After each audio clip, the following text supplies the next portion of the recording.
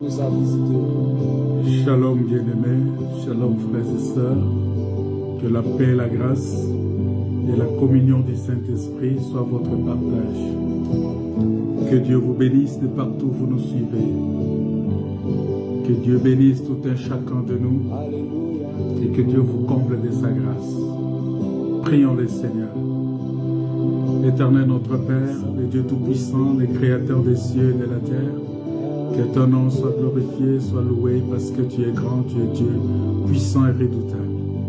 Seigneur, soutiens-nous en ce moment, pendant ce moment que nous voulons partager ta parole. Laisse que ta parole puisse nous illuminer les yeux du cœur, afin que nous voyions briller la splendeur de l'évangile de gloire de Christ. Que ton nom soit glorifié. Ramène les cœurs à l'obéissance. Au nom de Jésus, notre Seigneur et Sauveur. Amen. Servons de Christ, c'est qui l'avait promis, le Saint-Esprit est là. Oh, le Saint-Esprit est là. Le Saint-Esprit est là. La mort a disparu. Oh, Dieu donne plein salut. Alléluia.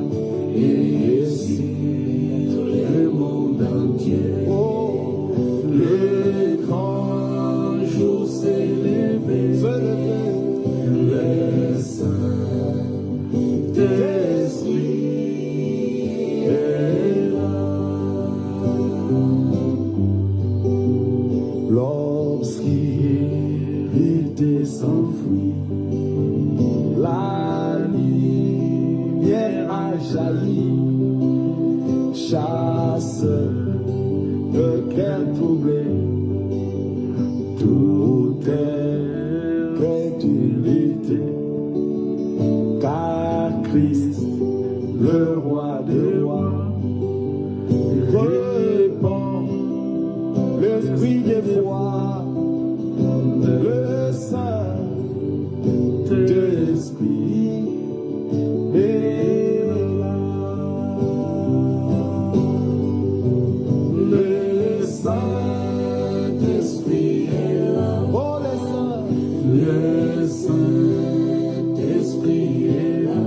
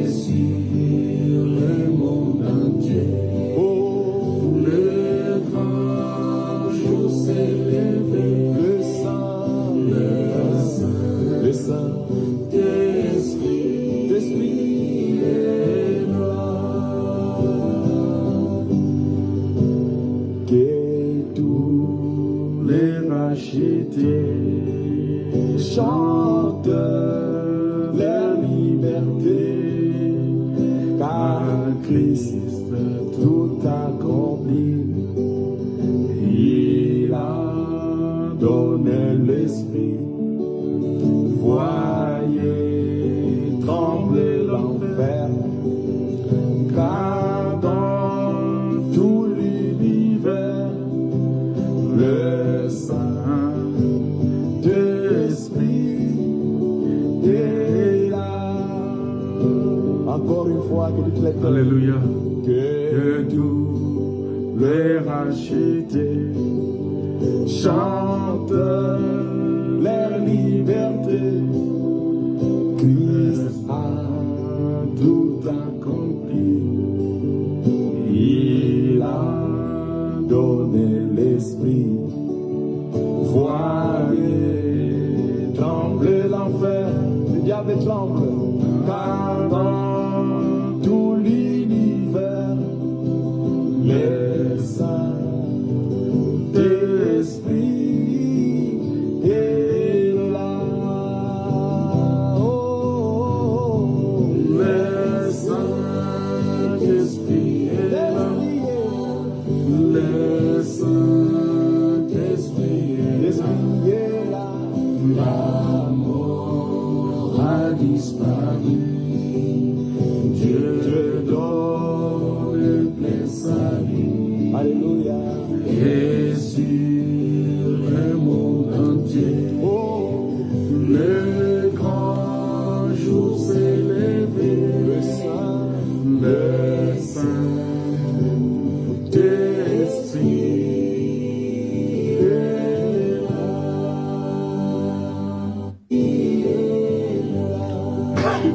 Gloire à Dieu. Gloire à Dieu. Gloire à Dieu. Gloire au Seigneur. Nous bénissons le Seigneur pour ce moment. Alléluia.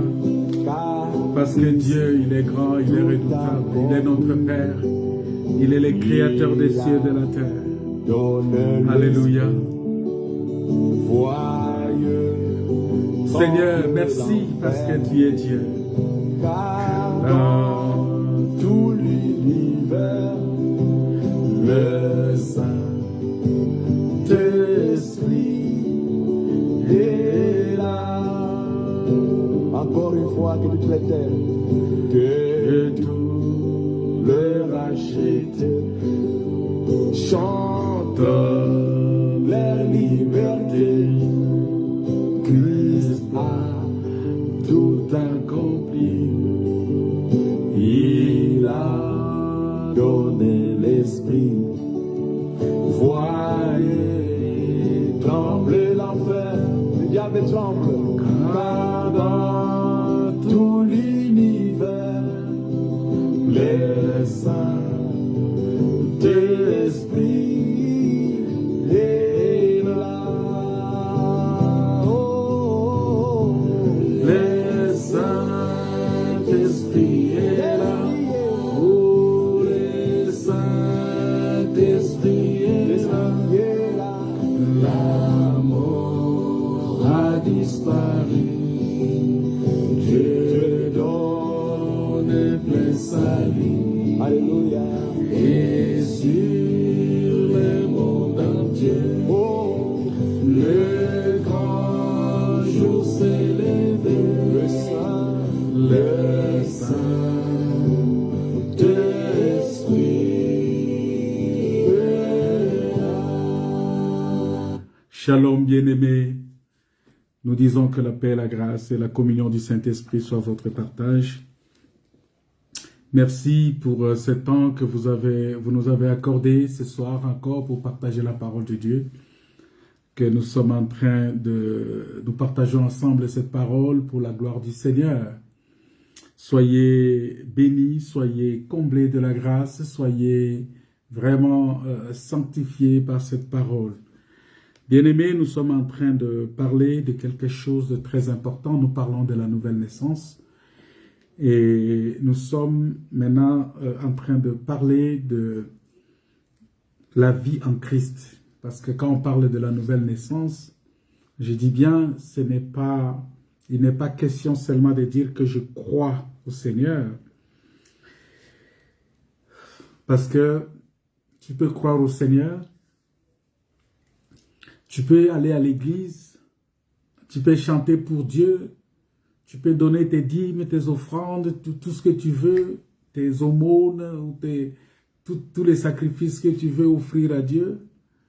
Tu fais tout ce que tu fais, mais si tu n'es pas en Christ, tu ne seras pas sauvé. Parce que la dîme, les offrandes ne sauvent pas. Les offrandes que nous donnons ne nous sauvent pas. C'est un acte de reconnaissance. Nous rendons juste grâce à Dieu pour cela. Mais ce qui nous sauve réellement, c'est la parole de Dieu. C'est-à-dire, si tu as la parole de Dieu, si tu reçois la parole de Dieu, et que la parole de Dieu habite abondamment en toi, et que toi tu es en Christ, c'est la seule chose qui peut te sauver. Parce que nous voyons que beaucoup de gens, ils ont mis l'accent sur ces choses-là, pensant que, ou croyant qu'avec ça, ça peut les amener,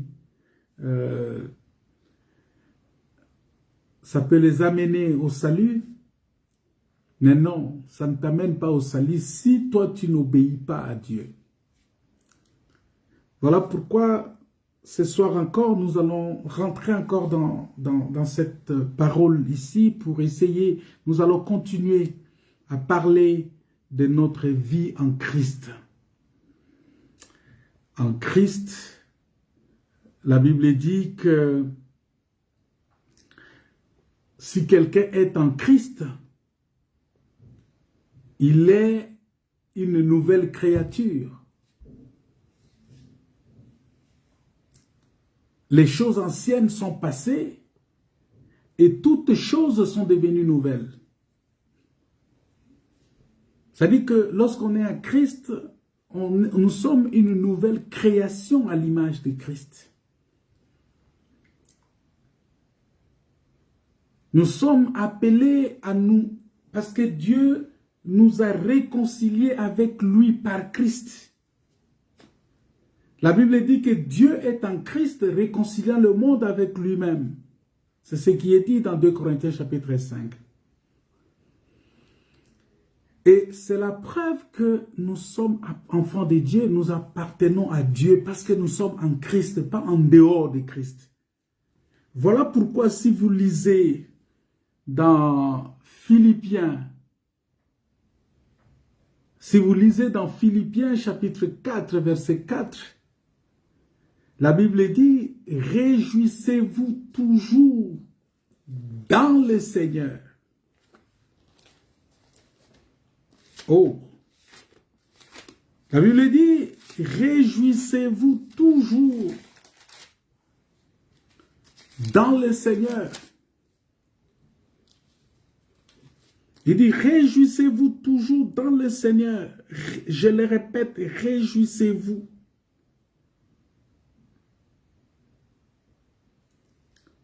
Voyez, c'est-à-dire que le Seigneur nous demande si nous pouvons nous réjouir.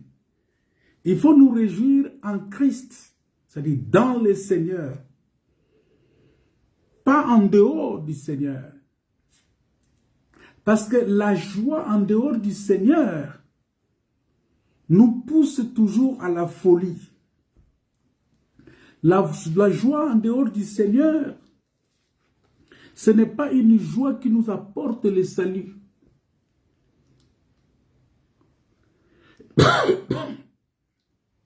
Pas en dehors.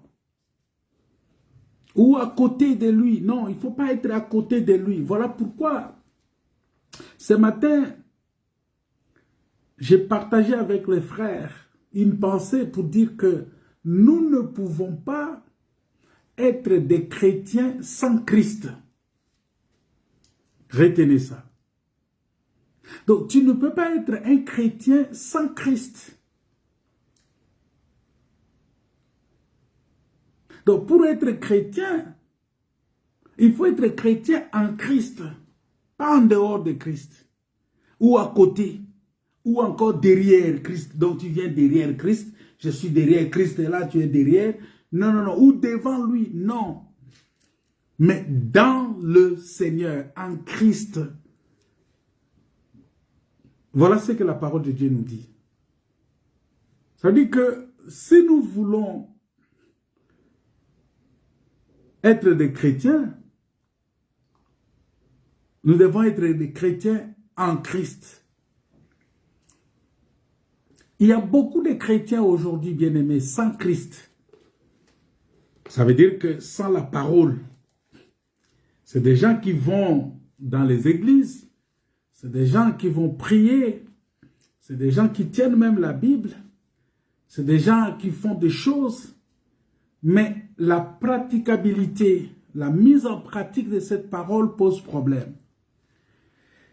Et des fois, ils tombent dans des interprétations particulières parce qu'ils n'arrivent pas à comprendre la profondeur de cette parole-là. Voilà pourquoi, bien-aimés, il est important pour nous, nous qui sommes en Christ, de réaliser que c'est une grâce parce que si tu n'es pas en Christ, il n'y a que deux positions. Soit tu es en Christ ou tu es en dehors de Christ. Parce que tu ne peux pas être à la fois en Christ et en dehors de Christ. Un pied dedans, un pied dehors. Non. Parce que la Bible dit, soit tu es chaud, soit tu es froid. Mais si tu es tiède, Dieu va te vomir. Vous voyez? Celui qui est au milieu, celui qui est moitié-moitié, Dieu va le vomir. Tu n'es ni chaud, ni froid. C'est-à-dire, tu te dis, non, bon, je prends le monde un peu, je prends la parole de Dieu un peu, Dieu va te vomir. Ça ne marche pas comme ça. Voilà pourquoi il faut faire extrêmement attention. Il faut faire extrêmement attention parce que lorsqu'on est en Christ,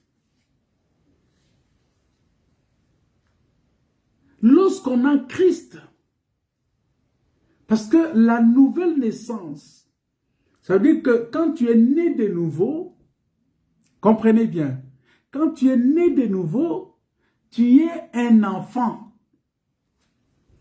Tu es un petit enfant. Tu es petit. Un petit enfant.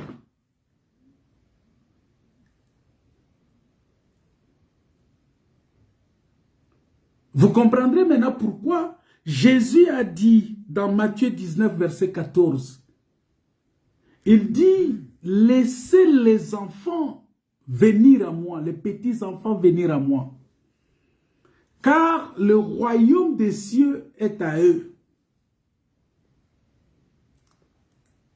Il dit, laissez-les venir à moi. Et ça, c'est Jésus qui parle. C'est Jésus qui parle. Il dit, laissez les enfants venir à moi.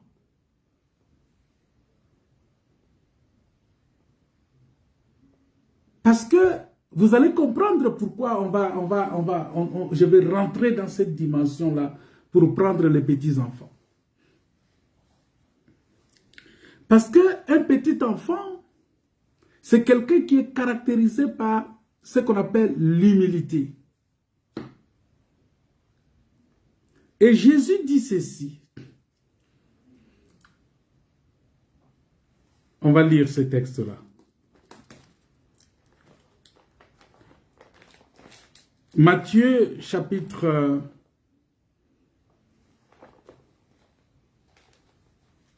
11, on va lire ça.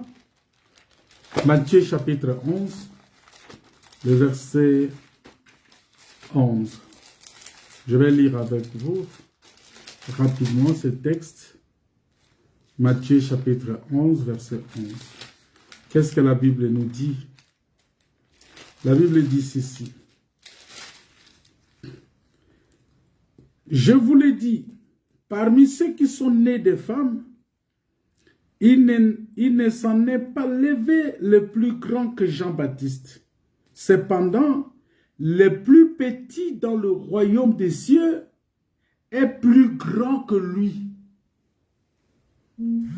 Le plus petit dans le royaume des cieux est plus grand que Jean-Baptiste. Pourquoi le plus petit dans le royaume des cieux est plus grand que Jean-Baptiste? Parce que Jean-Baptiste représente ce qu'on appelle la loi, les psaumes et les prophètes. C'est-à-dire que toute la loi de Moïse, la Bible dit que les prophètes ont prophétisé jusqu'à Jean. Et Jean, il est le résumé de tous les prophètes de l'ancienne alliance. Voilà pourquoi, on devrait avoir le changement de sacerdoce, lorsque Jean-Baptiste est dans le ventre de sa maman, Jésus aussi dans le ventre de Marie. Et quand Marie est venue dans la grossesse à rencontrer Jean-Baptiste dans le ventre de sa maman, Jésus aussi dans le ventre de sa maman, Jean-Baptiste a vu Jésus et a parlé avec Jésus dans le sein maternel. Et la Bible dit que l'enfant qui était dans le ventre d'Élisabeth a tressailli de joie. Ça dit que l'enfant s'est exprimé. Il était très content parce qu'il a vu le Messie. Il a vu le salut. Il a vu le Rédempteur. Il a vu la joie d'Israël. Il a vu l'agneau de Dieu qui doit ôter le péché du monde.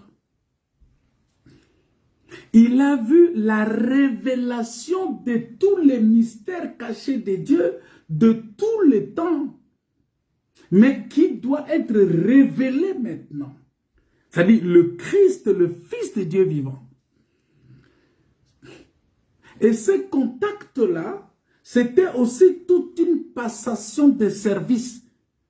Et voilà pourquoi vous allez remarquer que le père de Jean-Baptiste était devenu muet. Le muet de Zacharie, c'était aussi la fin de l'ancienne, de sacerdoce lévitique.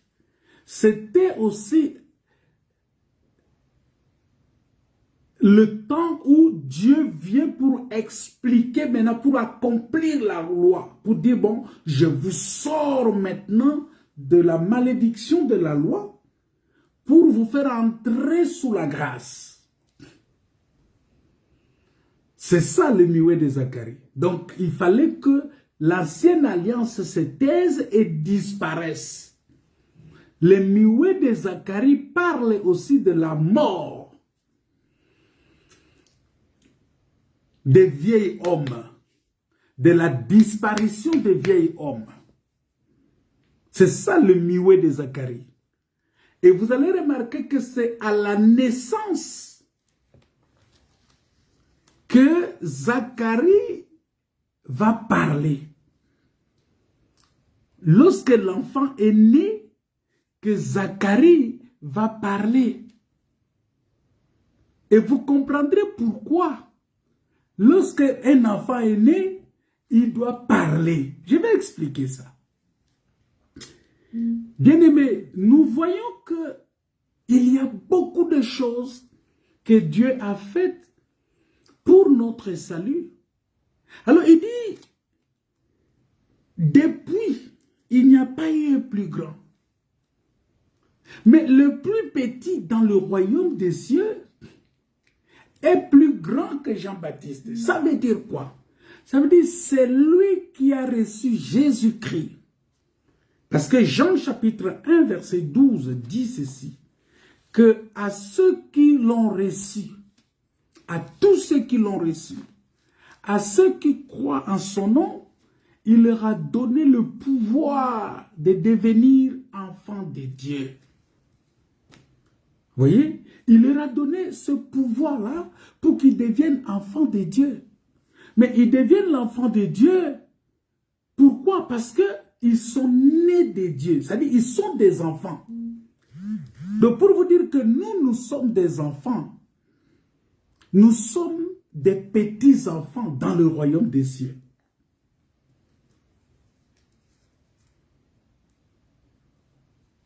Nous sommes les plus petits. Et nous sommes plus grands que tous ceux qui ont vécu dans la loi, les psaumes et les prophètes. Et vous remarquerez que la Bible dit que le plus petit, c'est celui qui a reçu Jésus-Christ comme son Seigneur et Sauveur. Et nous allons expliquer ça.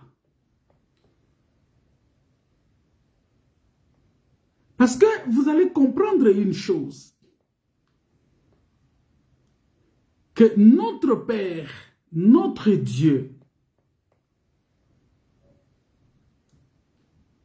quand il a pris la décision, c'est là où je vais donner maintenant l'exemple pour illustrer, pour expliquer ce que nous sommes en train de parler, et ça va nous pousser maintenant. Parce qu'il dit, laissez les enfants venir à moi. Laissez les petits-enfants venir à moi. Attends, on va lire ça. Matthieu 19, je pense. Si vous avez le texte, Matthieu 19, je pense, le verset 14.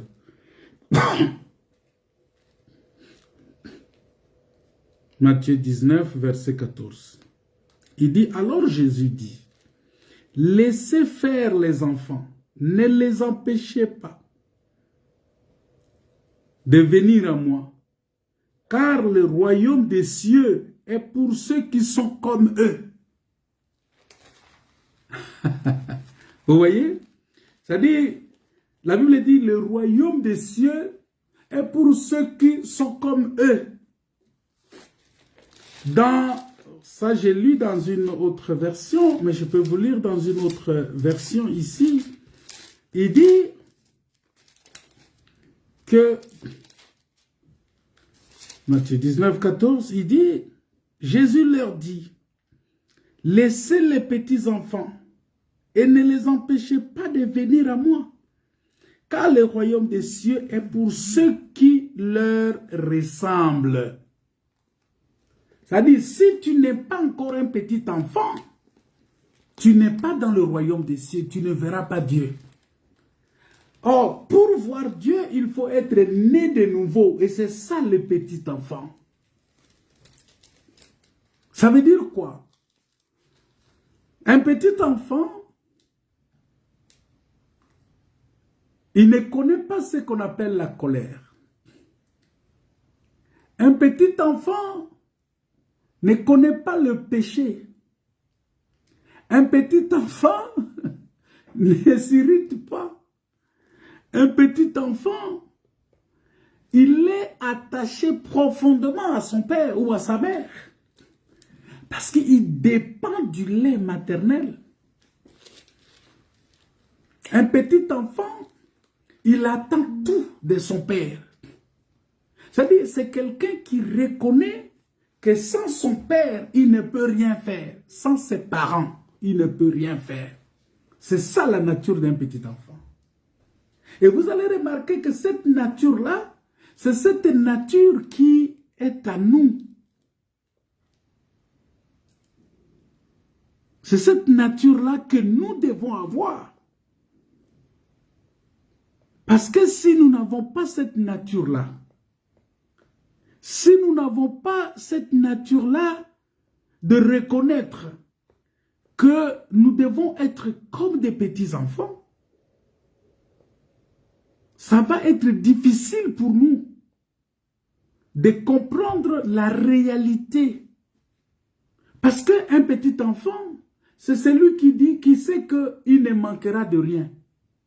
Un petit enfant, c'est celui qui se laisse conduire, guider par son père, par ses parents. C'est ça la nature d'un petit enfant. Donc tu ne peux pas dire que je suis en Christ et tu te conduis toi-même. Non, ça ne marche pas comme ça. Ça ne marche pas comme ça. Et aujourd'hui, pendant que je lisais la parole de Dieu, le Seigneur m'a ouvert les yeux. Mais non, la Bible est terrible. Il y a des écritures que nous lisons tous les jours. Et quand bien même que nous les lisons, mais il y a des moments que ces écritures-là deviennent encore, c'est-à-dire ça révèle encore de nouvelles choses.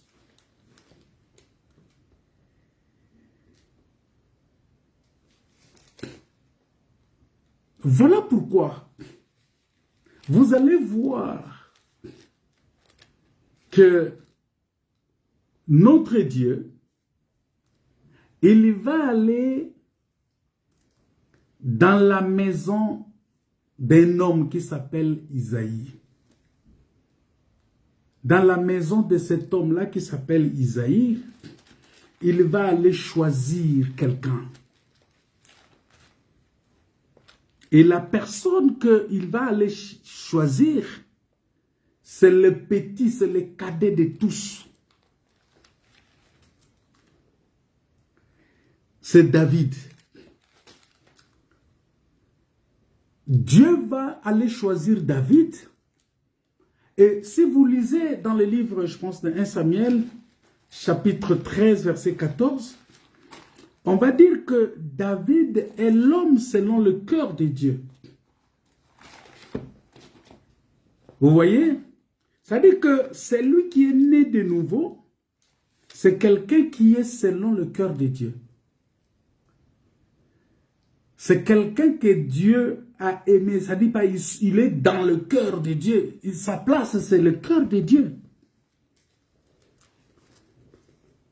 Si tu es né de nouveau, ta place est dans le cœur de Dieu. Parce que tu es en Christ. Et quand tu es en Christ, ça dit tu es dans son cœur. Et dans la Bible, l'homme selon le cœur de Dieu, c'est David. Mais vous allez remarquer que David, qui a été choisi, parce que ça c'est 1 Samuel chapitre 13, verset 14, où la Bible dit que Samuel dit à Saül, tu as agi en insensé, tu n'as pas observé les commandements que l'Éternel, ton Dieu, t'avait donnés. L'Éternel aurait affermi pour toujours ton règne sur Israël. Et maintenant, ton règne ne durera point. L'Éternel s'est choisi. 1 Samuel 13, je dis bien 13, ce n'est pas 16. 1 Samuel 13, verset 14. Il dit, et maintenant, ton règne ne durera point. L'Éternel s'est choisi un homme selon son cœur. Et l'Éternel l'a destiné à être le chef de son peuple parce que tu n'as pas observé ce que l'Éternel t'avait commandé. Donc, bien-aimés dans le Seigneur, nous devons comprendre cela. C'est-à-dire que quand tu n'observes le royaume des cieux, la porte du royaume des cieux est pour ceux qui sont obéissants à Dieu. C'est l'obéissance à la parole qui nous ouvre la porte du royaume des cieux. C'est tout. Ce n'est pas tout ce que nous faisons là. Non, c'est l'obéissance à la parole de Dieu, à la doctrine de Jésus, à l'enseignement de la parole. C'est l'obéissance à cela qui nous ouvre la porte du royaume. S'il n'y a pas l'obéissance, c'est pourquoi il a dit à Samuel, Samuel a dit à Saül, il a dit, l'obéissance vaut mieux que les sacrifices. Et puisque tu as rejeté Dieu, Dieu aussi te rejette. Ça veut dire que tout celui qui n'obéit pas à la parole de Dieu, il rejette Dieu.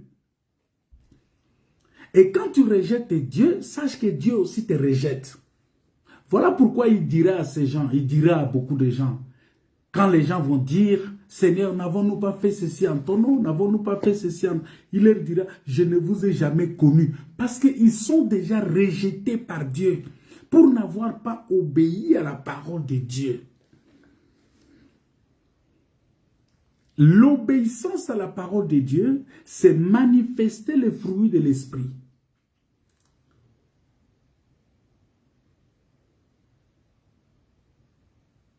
L'obéissance à Dieu veut dire qu'en Christ, c'est oui et amen. Alors, ici, il va aller choisir un jeune homme. Vous allez voir que Saül n'était pas l'homme selon le cœur de Dieu. Il était l'homme selon le cœur du peuple. Parce que c'est le peuple qui a choisi, qui a demandé Saül. C'est le peuple qui a réclamé, qui a dit... Parce que nous devons comprendre que chez Dieu, il n'y a pas la démocratie. Chez Dieu, c'est la théocratie. C'est-à-dire que c'est le gouvernement de Dieu par Dieu lui-même. Ce n'est pas la démocratie. Oh non, la voix du peuple, c'est la voix de Dieu. Non, ça, ce sont les théories de ce monde. Ça n'existe pas dans la Bible. La Bible dit que vos voix ne sont pas mes voix. Ça, c'est Dieu qui a dit ça dans Isaïe. Il dit, vos voix ne sont pas mes voix. Vos pensées ne sont pas mes pensées. Donc, arrêtons d'imputer à Dieu, de faire dire à Dieu ce que Dieu n'a pas dit. Vos pensées ne sont pas les pensées de l'Éternel. Vos voix ne sont pas les voix de l'Éternel. Voilà pourquoi dire que la voix du peuple, c'est la voix de Dieu. Non, ça n'existe pas dans la Bible. Ce sont des théories inventées par César, par Constantin, tout ça, pour essayer d'endormir le peuple. Vous voyez? Mais chez Dieu, c'est lui-même qui donne la loi. C'est lui-même qui donne la parole. Et c'est sa parole qui nous gouverne et qui nous dirige. Et nous devons être obéissants, soumis à sa parole. Un point, un trait. Et Saül, il était l'homme qui a été réclamé par le peuple. Le peuple a dit, nous voulons un roi. Et Dieu leur a donné ce roi-là, bien qu'ils n'étaient pas d'accord. Vous voyez? C'est-à-dire qu'il n'était pas l'homme selon le cœur. Et puisqu'il n'était pas l'homme selon le cœur, il a été rejeté par Dieu. Mais David, la Bible dit qu'il est l'homme selon le cœur de Dieu. Mais remarquez une chose.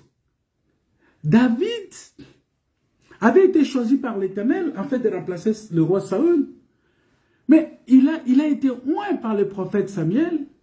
Mais ensuite, saisi par l'Esprit de Dieu, à partir de ces jours, et jusqu'à dans la suite, il a reçu le Saint-Esprit lorsqu'il a été oint par le prophète Samuel. Mais qu'est-ce qu'il avait, lui, de particulier, lui, David? Parce que, extérieurement, comme ça, il ne valait pas en stature ni en beauté du roi Saül. Parce que, puisqu'au sujet de Saül, il dit qu'il était plus beau qu'aucun enfant des enfants, plus beau qu'aucun des enfants d'Israël, et qu'il les dépassait tous de la tête. Ça, c'est 1 Samuel chapitre 9, verset 2. On dit, Saül était beau. Et il était, la Bible dit, aucun des enfants d'Israël. Et qu'il les dépassait tous de la tête. Vous voyez, ça dit que la beauté de Saül était quand même exagérée.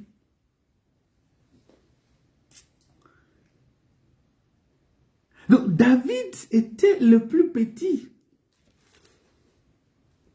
Mais la Bible dit qu'il avait 7 frères. C'est-à-dire que dans la vie de David, on présente David comme un enfant, comme un accompagné de 7. Or, nous savons que le chiffre 7 parle de la perfection. Et lui, il était le 8e.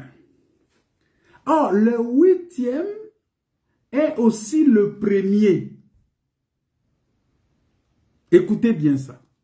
Le 8e est aussi le premier. Pour comprendre cela, il est simple de répartir dans la création.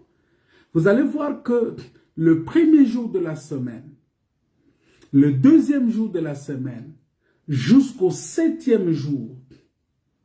Vous voyez, lorsqu'on compte du premier jour jusqu'au 7e jour, donc si on veut reprendre encore, ça veut dire que soit on entre dans le 8e jour, le chiffre 8, vous voyez. Or, ce chiffre 8-là, c'est aussi le chiffre 1. Or, lorsque nous parlons de chiffre 8, nous voyons que Noé aussi était 8e depuis la création. Et en tant que 8e, Noé, il était la consolation du peuple. Il était le salut du peuple. Donc, le chiffre 8 parle de la consolation, parle du salut. Voilà pourquoi ce chiffre 8 là aussi parle de la circoncision. Le chiffre 8 aussi parle du renouvellement de toutes choses. C'est-à-dire que nous arrivons au chiffre 7.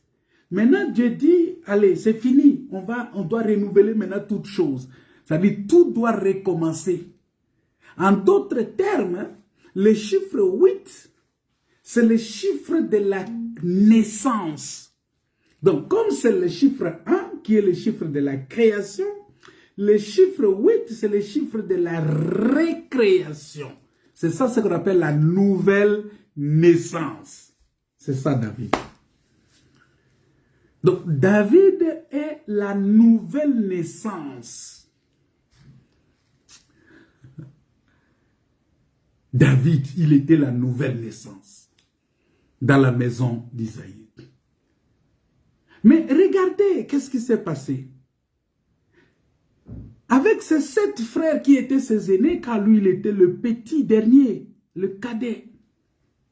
Parce que, quant à son grand frère Eliab, le premier-né de la famille, vous allez remarquer qu'il était de loin beaucoup plus imposant que David.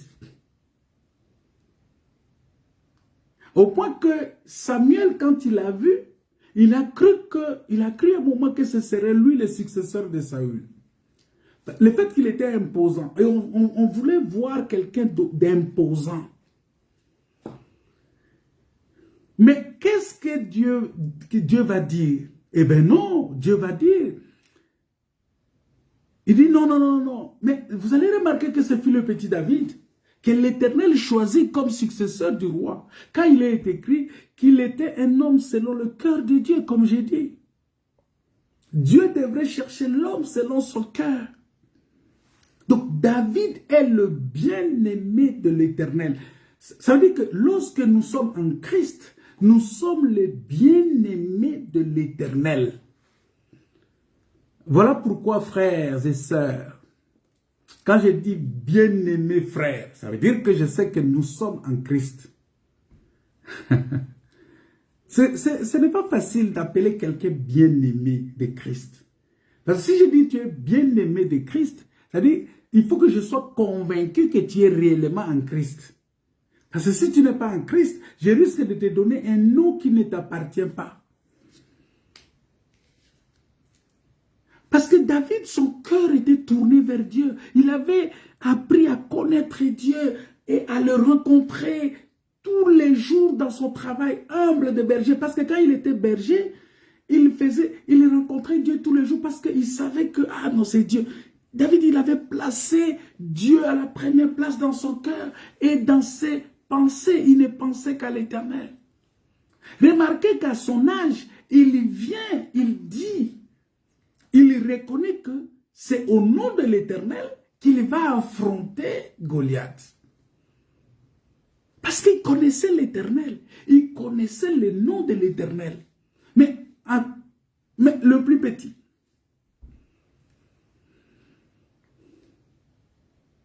Bien-aimé, il était petit aux yeux des autres, mais également petit à ses propres yeux. Retenez ça. il était petit aux yeux des autres, mais également petit aux yeux à ses propres yeux. Mais Dieu était par contre infiniment grand pour lui. Et puisque lui, il avait pris Dieu dans une grandeur, dans une hauteur, pour lui, Dieu était le plus grand. Il sait que Dieu est le plus grand. La Bible dit que le plus petit dans le royaume des cieux est plus grand que Jean-Baptiste. Alors que Jean-Baptiste est le plus grand que tous les autres prophètes. Vous comprenez ça? Ça veut dire que si tu es le plus petit dans le royaume des cieux, toi tu vas être le plus grand que Jean-Baptiste. Et Jean-Baptiste, il est plus grand que tous les autres prophètes. Oh, ça veut dire que quand tu es un Christ, frère, tu es plus grand, plus élevé.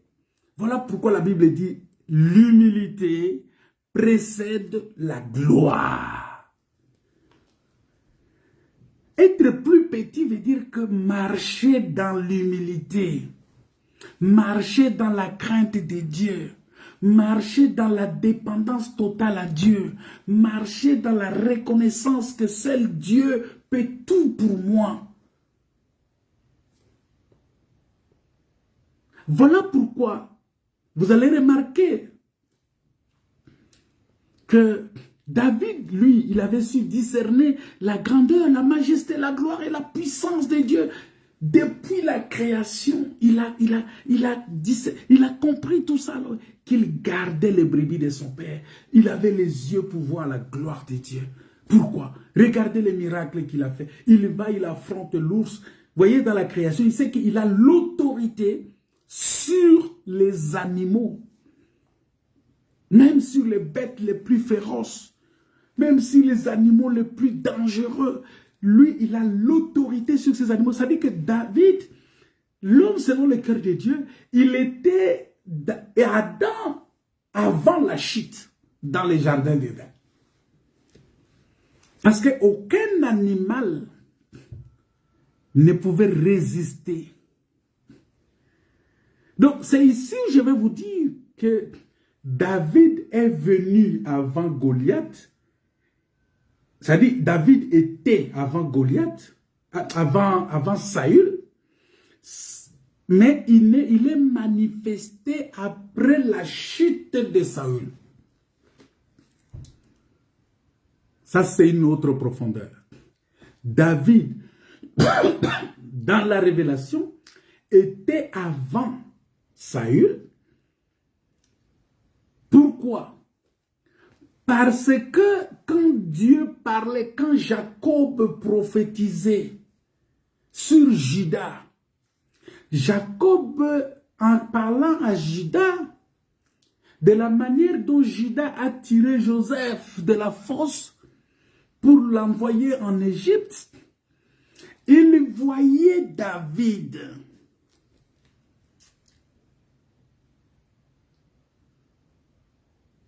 Et quand Dieu est descendu pour parler à l'homme, pour juger l'homme, c'était le lion, parce que Dieu, dans sa face de jugement, il juge comme un lion. Et quand il était descendu dans les jardins d'Éden pour juger l'homme, il était tout un lion. Vous voyez? Donc, il est venu avant. C'est pourquoi il est venu, il était avant. Saül est venu après. C'est-à-dire, Adam, du jardin d'Éden, est tombé. C'est-à-dire, je vais vous expliquer. Adam, que Dieu a créé dans le jardin d'Éden. Adam qui est tombé, c'est Saül. Adam que Dieu a créé dans le jardin d'Éden, c'est David, l'homme selon son cœur. Adam qui est tombé, c'est Saül. Maintenant, après avoir tombé, il faut maintenant qu'un autre Adam vienne pour réhabiliter Adam qui est tombé. Et cet Adam qui devrait venir, c'est David encore. Pourquoi? Parce qu'il est le lion de la tribu de Juda. Ici, nous rentrons dans la mathématique de Dieu. Et vous allez comprendre qu'à ce moment-là, le premier seront les derniers et les derniers seront le premier. Donc Jésus-Christ, il est le premier, il est devenu le dernier par la mort de Saül, et il devient, lui qui est le dernier, il est devenu le dernier par la mort de Saül, c'est-à-dire lorsqu'il s'est chargé de nos péchés sur la croix, lorsqu'il s'est chargé de nos malédictions, de nos souffrances sur la croix, il est devenu le dernier. Parce que il était devenu la personne, il est devenu le dernier. Et tout le monde l'a méprisé, même ses propres frères. Parce que quand il est venu, tout le monde l'a méprisé. Même ses propres frères l'ont méprisé. Ils n'ont pas reconnu qu'il était leur sauveur. Et c'est celui-là, le dernier là, qui va devenir maintenant le premier d'entre les frères. C'est ce que la Bible nous dit. Pourquoi? Parce qu'il va maintenant ressusciter d'entre les morts. Parce qu'il a traversé l'ombre de la mort. Quand il a rencontré l'ours, quand il a rencontré les lions, quand il a rencontré Goliath. Ces trois images-là parlent de tout ce qui est péché, le monde et le diable. Il a rencontré toutes ces puissances-là et il les a vaincus. Et puisqu'il les a vaincus, c'est en ce moment-là que on va reconnaître maintenant la supériorité de David. Vous voyez, le plus petit dans le royaume d'Israël, c'est lui qui va être le plus grand de tous. C'est David. Est-ce que vous comprenez? Le plus petit dans le royaume là, dont on parle, dont la Bible parle, le plus petit, tout ça, et le plus grand, c'est David. Parce qu'il était petit aux yeux. C'est pourquoi, bien-aimé, humilie-toi. Et même à tes propres yeux, il ne faut pas t'enfler d'orgueil. Ne dis pas c'est moi, c'est moi, c'est moi, c'est moi. À cause peut-être de ces petits salaires que tu gagnes, à cause de ces petites voitures que tu as, à cause de ces petits moyens que tu as, à cause de cette petite portion de pouvoir que tu as dans ce monde. Tu vois tout le monde comme nul à tes yeux. Mais non, frère, humilie-toi, aie du respect. Considère-toi comme le plus petit de tous. Humilie-toi devant les autres. Humilie-toi devant les frères. Humilie-toi devant Dieu. Et ça, David a su le faire. Et David, l'attitude de David parle de notre Seigneur Jésus-Christ. Voilà pourquoi la Bible dit qu'il a appris l'obéissance par les choses dont il a souffert. Donc, il a accepté la souffrance. Et il est resté dans la souffrance, il est resté obéissant à Dieu jusqu'à la mort et jusqu'à la mort de la croix. Vous voyez? Quelle humilité! Et pourtant, c'est lui le créateur. Il a dit même à Pierre que mais non, mais écoutez, je suis capable d'ordonner, de demander aux anges de venir combattre pour moi ici. Allez remettre ton épée dans le fourreau. Ah, quelle humilité! Il a le pouvoir, mais il ne fait pas de l'abus de pouvoir. Ça m'étonne qu'aujourd'hui, pour le peu que tu as, tu deviens arrogant. Non, mais pourquoi cette arrogance? Il y a des serviteurs de Dieu qui sont arrogants. Ils pensent que les dons qu'il a pour prêcher, ce sont ses mérites à lui. Il devient arrogant avec ces dons-là. Il traite les autres comme des petits messieurs. Il traite les sœurs comme si ce sont ses travailleuses. Il traite les frères, les disciples comme ce sont ses travailleurs. Mais non, tu es enfant de Dieu. Un enfant de Dieu, c'est un plus petit. C'est quelqu'un qui doit marcher dans l'humilité. C'est quelqu'un qui doit marcher dans la crainte de Dieu. C'est quelqu'un qui doit marcher dans la reconnaissance de la grandeur de Dieu. Il doit avoir les yeux fixés sur la gloire de Dieu, sur la puissance de Dieu. Et avoir un cœur reconnaissant. Voilà pourquoi la Bible dit, garde ton cœur à ne pas oublier ton Dieu. Lorsque tu vas entrer dans la terre promise et que tu vas avoir toute cette abondance, ne dis pas en ton cœur que c'est ma force ou ce sont mes mains qui m'ont donné cela. Non. Reste reconnaissant vis-à-vis de Dieu. Reconnais toujours que ce que tu es, c'est Dieu, ce n'est pas toi. C'est ça un enfant. C'est ça un enfant. C'est ça un enfant bien-aimé. Et David était le plus petit. Malgré l'arrogance de ses frères, ils ont refusé, ils ont boudé, ils faisaient des... Non, mais David était toujours plus petit. Il les écoutait toujours. Et ses frères ne savaient pas que c'est lui que Dieu a choisi. Ils étaient surpris quand Samuel a dit, ouais, c'est lui, le plus petit.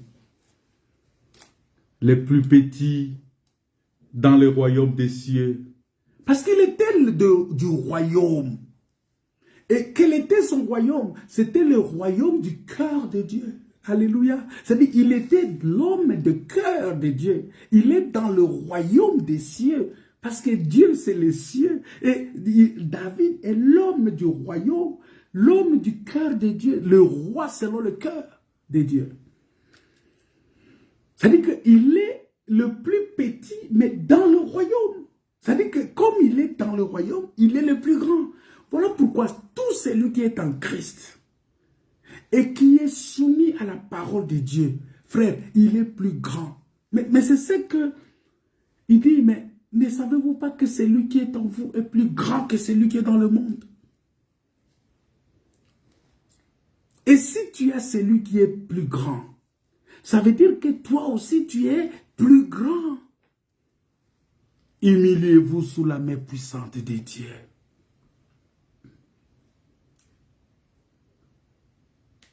David était tout un royaume. Il était le cœur de Dieu. C'est-à-dire que c'est lui qui parle. C'est-à-dire que quand tu veux voir le cœur de Dieu, il faut regarder seulement David. Parce que l'homme selon le cœur de Dieu, c'est David. Si on sort le cœur de Dieu comme ça, on veut regarder le cœur de Dieu, c'est David. Oh, David, c'est le plus petit dans le royaume. Il est plus grand que Jean-Baptiste. En d'autres termes, David est plus grand que Moïse.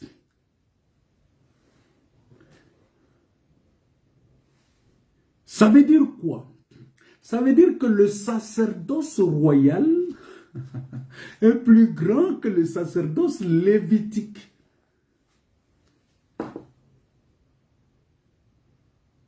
Parce que Saül, c'était le sacerdoce lévitique. C'était le sacerdoce charnel. Mais le sacerdoce royal, c'est ce que David est venu avec. Et quel était ce sacerdoce-là? Parce que lui aussi devrait offrir des sacrifices. Oh, le sacrifice de David, c'était des sacrifices de ses lèvres. Il a chanté les louanges à l'Éternel. Et il a dit, Seigneur, ton nom est infiniment grand. Ton nom est infiniment grand. Il dit, l'Éternel, notre Seigneur, que ton nom est magnifique sur toute la terre. Ta majesté s'élève au-dessus des cieux. Ça, je suis dans Psaume chapitre 8, verset 2. Hein. Ton nom est infiniment grand. Ton nom est infiniment grand. Ta majesté s'élève au-dessus des cieux. Que ton nom est infiniment grand. Vous voyez, ça veut dire qu'à ce moment-là, il élève le nom Et c'est ce que David a fait. David vient, il dit, non, on va élever le nom de l'Éternel. Parce que c'est lui qui est le plus petit dans le royaume des cieux. Il ne fait que élever le nom de l'Éternel. Et il exprime de ses lèvres. C'est ça le sacerdoce royal. Parce que le sacerdoce royal, c'est le sacerdoce de la reconnaissance où Christ est le roi, mais il est en même temps sacrificateur.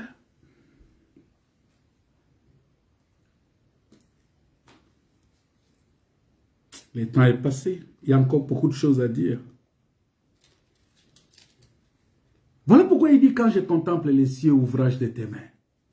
Vous voyez? C'est-à-dire, il rentre maintenant dans la description de la création.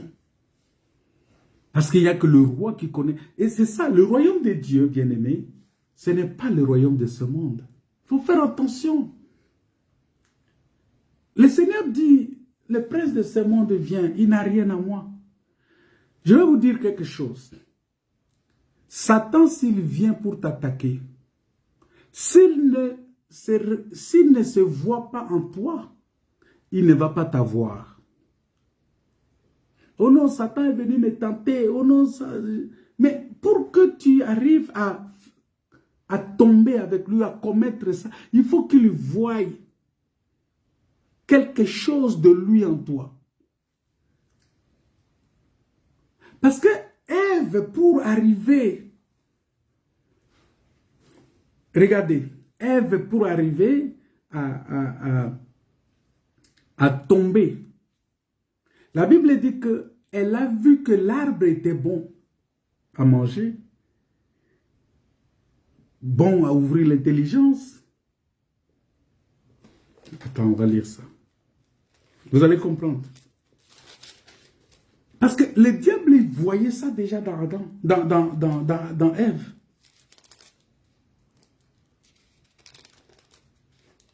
Il dit, la femme vit que l'arbre était bon à manger et agréable à la vue, et qu'il était précieux pour ouvrir l'intelligence. Elle prit de son fruit et en mangea. Ça veut dire quoi? Ça veut dire que Ève, quand elle était là devant le serpent a fixé Ève et a vu que dans Ève, il y avait déjà la convoitise des yeux.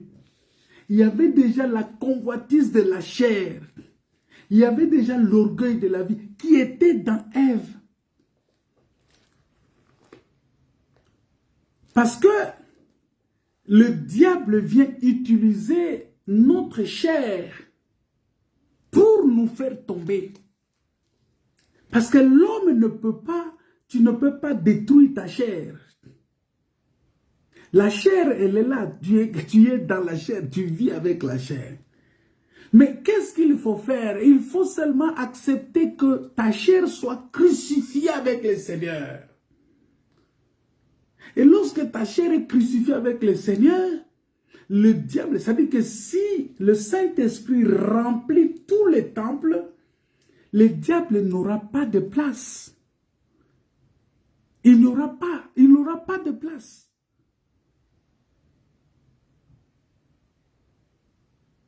Donc, le prince de ce monde vient, mais il n'a rien à moi. Il n'a rien. C'est-à-dire qu'il ne peut pas m'attaquer.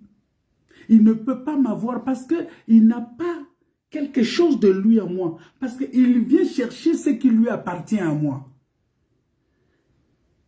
Ce qui lui appartient à moi, c'est ce que lui, il vient chercher. Maintenant, quand il vient, il trouve qu'il n'y a rien à moi, il ne va pas me déranger. C'est ce que Jésus a dit. Et voilà pourquoi, quand il est venu attaquer Jésus dans les jardins, dans les déserts, il ne pouvait pas faire tomber Jésus parce qu'il n'y avait rien du diable en Jésus.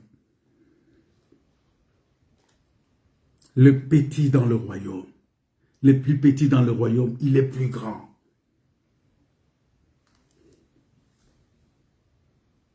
Je vais vous expliquer ça le vendredi, si Dieu le permet. Vous allez lire dans la Bible, vous allez voir que si nous lisons la parole de Dieu dans le livre de Matthieu, je pense, je ne sais pas, attends. nous allons voir quelque chose de très important où est-ce que je vais retrouver ce texte-là? Le texte où Jésus est entré à Jérusalem. Attends, je suis en train de regarder. Voilà, Matthieu 21. Si vous lisez Matthieu 21, vous allez voir qu'il y a quelque chose d'extraordinaire là-bas.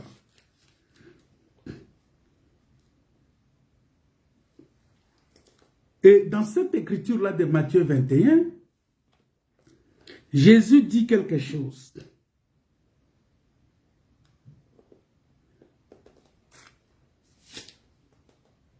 L'entrée de Jésus à Jérusalem. La Bible dit que les disciples allèrent et firent ce que Dieu. La plupart des gens de la foule étendirent leurs vêtements, et ceux qui le précédaient, qui suivaient Jésus, criaient Hosanna au fils de David. Vous voyez? Ils criaient Hosanna au fils de David. Mais lorsqu'il est entré dans le temple,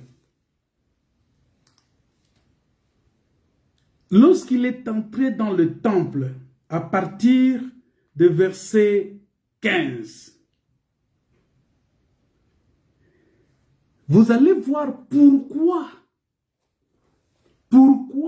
dans les temples, il n'y avait que des enfants. Et ce sont des enfants qui ont chanté Hosanna.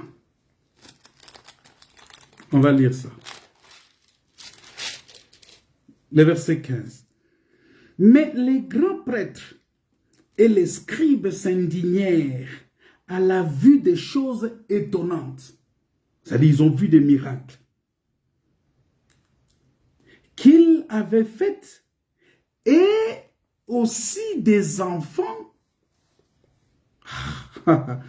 qui criaient dans les temples Hosanna pour le fils de David. Il y avait une foule qui les suivait, mais dans les temples, il n'y avait pas la foule. Il y avait les enfants. Et ils lui dirent, tu entends ce qu'ils disent? Jésus leur répondit, oui. N'avez-vous jamais lu ces paroles? Il dit, n'avez-vous jamais lu ces paroles? Par la bouche des tout petits et des nourrissons. Par la bouche des tout petits et des nourrissons. Il dit, dans la version, ça c'est une autre version, mais dans la version Louis II, il dit, et il lui dit, attends-tu ce qu'ils disent? Oui, leur répondit Jésus. N'avez-vous jamais lu ces paroles? Tu as tiré des louanges de la bouche des enfants et de ceux qui sont à la mamelle. Bien-aimés, les saluts est pour les petits-enfants. La louange est dans leur bouche. Et il continue en disant, tu t'es formé, c'est dans la bouche des nourrissons que tu t'es formé la louange. Mais le même Jésus, il va le dire quelque part, il dit encore que si vous ne me louez pas, je parlerai à ces pierres-là. Vous voyez, c'est-à-dire si les petits enfants-là ne veulent pas me louer, alors je dirai aux pierres. Et vous allez comprendre que Jésus veut ramener tout auprès de nous. Parce que les pierres vivantes, c'est nous qui sommes là pour la construction du temple. Mais il dit, la louange, c'est dans la bouche des petits-enfants. C'est-à-dire que la foule était restée dehors. Et ce sont les petits-enfants qui sont entrés dans les temples. Et Jésus va les retrouver dans le temple. Bien-aimés dans le Seigneur. Ceux qui doivent entrer dans le royaume des cieux doivent être des petits-enfants. C'est-à-dire des gens qui sont dans l'humilité, les gens qui sont caractérisés par l'humilité, qui se sont humiliés devant la parole de Dieu, qui se voient petits par rapport à la parole. Dieu est grand et ils sont petits. Voilà ce que Dieu a dit par la bouche de prophète Jean. Il dit, de Jean-Baptiste, il dit qu'il croisse et que moi je diminue. Bien-aimé, l'humilité, ça dit que il faut te voir petit par rapport aux autres. La Bible dit Jésus s'est humilié, il s'est humilié jusqu'à laver les pieds des apôtres. Il s'est humilié jusqu'à nourrir les gens. Il s'est humilié jusqu'à... Il s'est humilié. C'est ça le plus petit. Et la Bible dit que l'humilité précède la gloire. Et c'est par l'humilité que tu vas entrer dans le royaume. Voilà pourquoi il est important, bien-aimé. Il est important pour toi et moi, de comprendre ces mystères-là, ces choses-là. Je vais expliquer ça. Hein? L'entrée de Jésus, on va expliquer, on va essayer de voir les séquences à l'extérieur. Parce que vous allez comprendre que c'est la même foule qu'il a acclamé dehors, là, ceux qui étaient dehors, ceux qui l'ont accompagné dehors, la foule qu'il a acclamé, c'est la même foule-là qui va réclamer sa mort à la croix. Qui va dire qu'il soit crucifié, la même foule.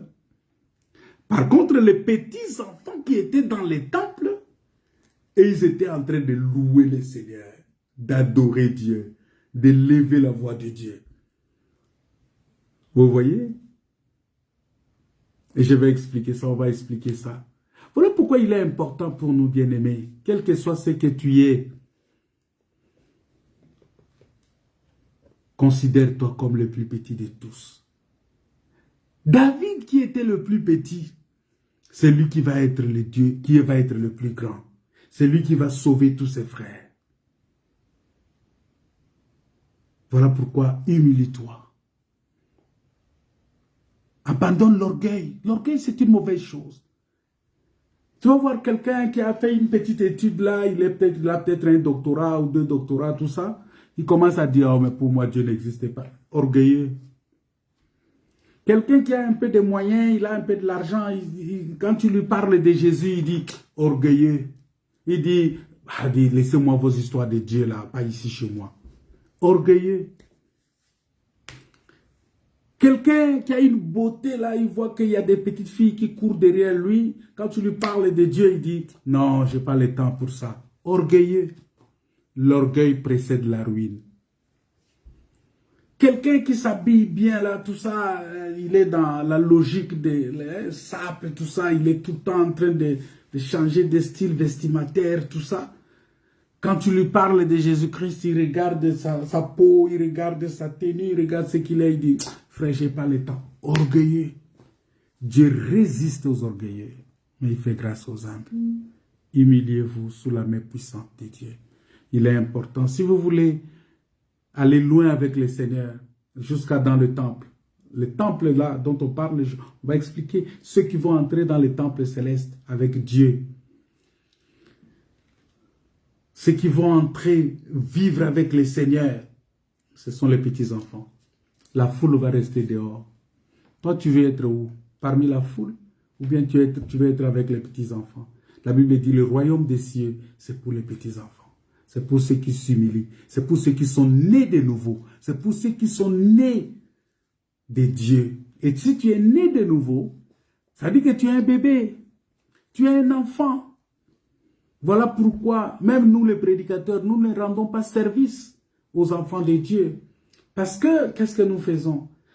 Nous ne prions pas sérieusement le Seigneur pour qu'il nous donne la parole convenable pour ces gens. On aime enseigner des grandes choses. On aime enseigner des choses pour impressionner. Non. Enseigne aux gens le royaume des cieux, la repentance, la foi, quelle que soit la dimension que tu dois prendre. Reviens dans la sanctification, reviens dans la paix avec Dieu, parce que la Bible nous dit, recherchez la paix avec Dieu et la sanctification sans laquelle personne ne verra le Seigneur.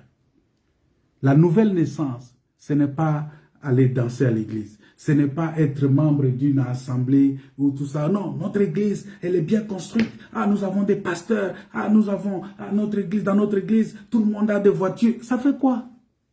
Oh, dans notre église, on est ceci. Non, ça fait quoi? Non. Le plus important, c'est que nous puissions enseigner le royaume des cieux, la repentance, la sanctification, l'amour du prochain, la paix avec Dieu, la paix avec ton prochain. Sans cela, frère, personne ne verra le Seigneur. Et nous allons tourner en rond. Nous allons nous retrouver seulement en train de manger tout ça, croyant qu'on sert le Seigneur alors qu'on perd notre temps. Que Dieu nous aide, que Dieu nous soutienne. Parce que le royaume des cieux est à nous. Le royaume des cieux est là. Et nous devons manifester la puissance de Dieu. Oui, parce que son nom est infiniment grand. On va prier le Seigneur. On va prier Dieu. J'aimerais vraiment que tu élèves. Parce que si tu es réellement un enfant de Dieu, il est important pour toi de dire, Seigneur, ton nom est infiniment grand. Il est important pour toi de dire, Seigneur, ton nom est infiniment grand. Ton nom est infiniment grand. Et j'aimerais vraiment que tu te reconnaisses, que tu t'humilies devant ton Dieu. Que Dieu nous aide à marcher dans l'humilité, à nous reconnaître comme étant des petits enfants, à rester petits, que nous soyons petits devant lui.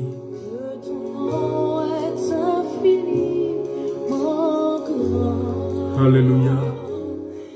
Ta majesté s'élève. Ça, c'est les cantiques des petits enfants qui sont dans les temples avec Jésus. Ils élèvent le nom du Seigneur parce qu'ils sont dans la maison de Dieu. Ils sont dans le temple du Seigneur. Ils sont là pour glorifier le Seigneur. Ils sont là pour dire, Seigneur, l'Éternel notre Seigneur, que ton nom est magnifique sur toute la terre. Ta majesté s'élève au-dessus des cieux. Et ils disent, quand je contemple les cieux, ouvrage de tes mains, la lune et les étoiles que tu as créées, qu'est-ce que l'homme? Qu'est-ce que l'homme? Pour que tu te souviennes de lui. Et le Fils de l'homme pour que tu prennes garde à lui. Qui suis-je, Seigneur? Je suis nul, je ne suis qu'une masse informe et vide. Sans toi, je ne peux rien. Il n'y a que toi qui peux me remplir. Seigneur, je veux que tu me remplisses complètement. Remplis mon cœur, remplis mon frère, remplis ton peuple. Les brebis comme les bœufs et les animaux des champs, les oiseaux du ciel et les poissons de la mer, tous ceux qui parcourent les sentiers des mers, l'Éternel notre Seigneur, que ton nom est magnifique sur toute la terre.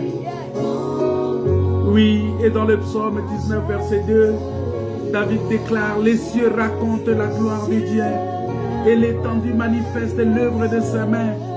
Oui, c'est pourquoi il dit encore, dans le psaume chapitre 9, il dit encore que je louerai l'Éternel de tout mon cœur. Je raconterai toutes tes merveilles. Je ferai de toi le sujet de ma joie. Oui, là, il est écrit, réjouissez-vous dans le Seigneur. Et je le répète, réjouissez-vous, parce que je ferai de toi le sujet de ma joie, Seigneur, et de mon allégresse. Je chanterai ton nom. Dieu très haut. Alléluia. Dieu très haut. Seigneur de gloire, manifeste ta puissance et ta gloire. Et dans tes saintes mains en ce moment sur ton peuple, ramène nos cœurs à l'obéissance de ta parole, parce que tu es Dieu, parce que tu es Seigneur, parce que tu es le roi des rois. Alléluia. La question que je me pose, où est-ce que David a appris tout cela et quand? Eh bien, tout petit, déjà dans la maison de son père Isaïe, qui était un homme considéré à Bethléem. D'ailleurs, souvent dans la parole, David est appelé le fils d'Isaïe.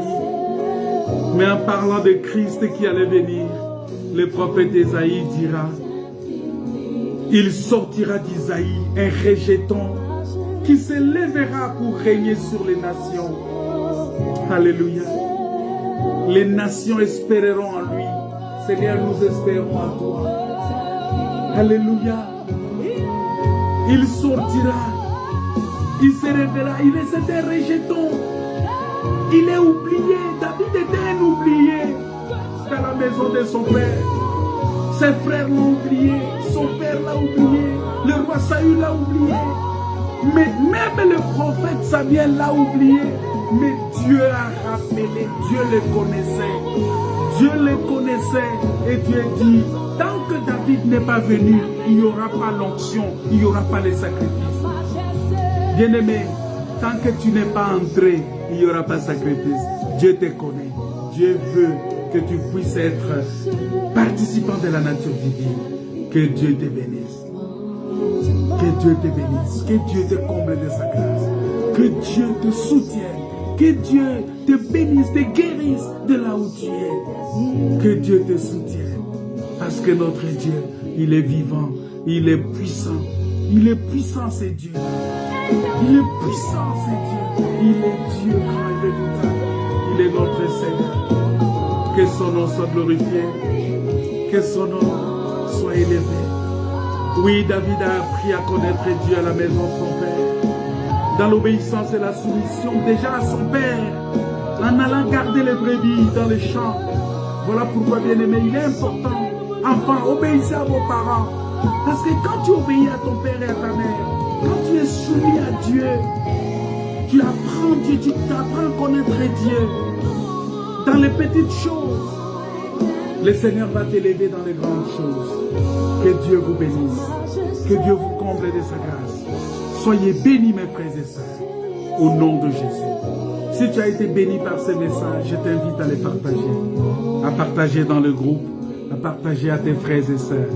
Pour les frères qui sont avec moi ici à Rouen, n'oubliez pas, demain soir à 18h30, nous avons notre prière, notre séance de prière en présentiel. On va se retrouver dans la salle en présentiel pour rendre grâce à Dieu, pour louer le Seigneur, pour prier le Seigneur, notre Dieu. Que Dieu vous bénisse, que Dieu vous comble de sa grâce, que Dieu vous soutienne. Bien-aimés dans le Seigneur, vous de partout où vous nous suivez, si le Seigneur vous touche, évangélisez, parlez de Jésus aux gens, parlez de Jésus-Christ, invitez les gens à venir écouter la parole de Dieu, partagez les liens avec d'autres personnes pour qu'ils participent, qu'ils écoutent la parole de Dieu. Que Dieu vous bénisse, au nom de Jésus. Amen. Soyez bénis.